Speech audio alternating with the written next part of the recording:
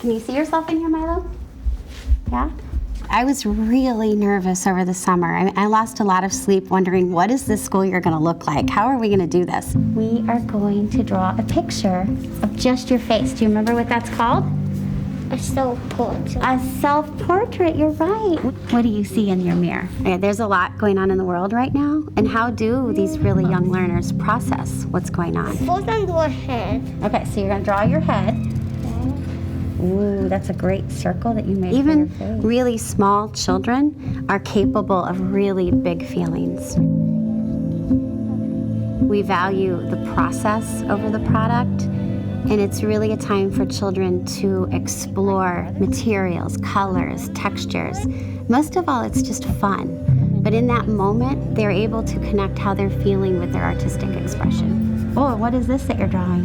The mask. The mask. When they're doing self-portraits, they're including their mask. And when we ask about it, they're quick to say, oh, I wear my mask because it keeps me safe, or it keeps my friends and family safe. Why do you have a mask on?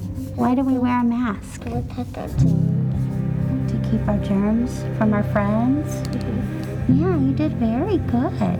I am impressed every single day with the resilience of these children. Perfect, buddy. Give me a high five. That looks wonderful. Lots of details. We're really helping children learn to identify what they're feeling. Processing all of these events that have unfolded between COVID and the Black Lives Matter. As an educator, a big part of what I value is connecting with the community here. To some extent, everyone with the pandemic, you think about your family, things going on at home, and how to process grief and loss and change.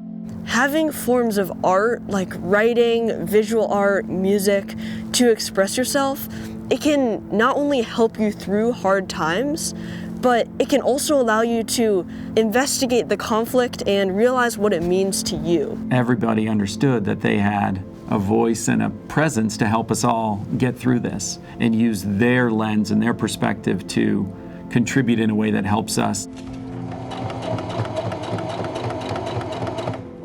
When it comes to art, I say more so focused in fiber art and textiles and craft.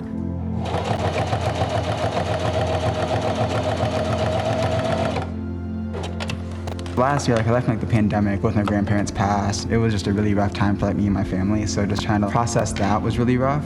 But I'm very lucky to be able to be an artist and a writer now. I have this incredible privilege to be able to just sit with those emotions, make things out of them.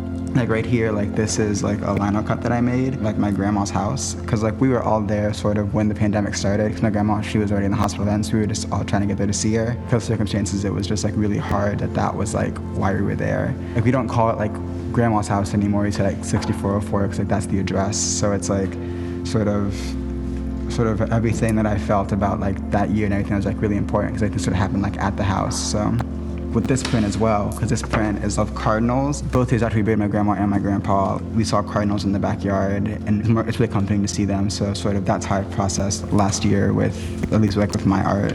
This was all pre-pandemic, and then right here you can see when the pandemic began. I was really just trying to pass the time because I couldn't leave the house. This was a specific time when I was feeling very stressed out about the pandemic, and I was just shocked at how calm my parents were when I was overwhelmed with how serious and real the pandemic was getting. Art was a way for me to process that visually because words are difficult. They're difficult to articulate. And with mental health, you can't really say, where it hurts. For me, it was a way of expressing myself when I didn't know how to say what I wanted to say.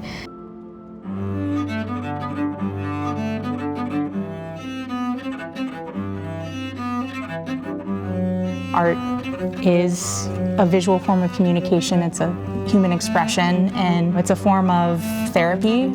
It's a way to bring people together. When it comes down to it, art is probably our most effective tool in early childhood. Some of our kids at this age are still developing their language skills. So art gives them an outlet that they can express themselves. We have had to keep our distance from the ones we love. They say time is an illusion. If it is, it's an extremely good one. We have had to hide our smiles under cotton. We have had to make art out of isolation. We learn about ourselves. We learn about others. We're moving together.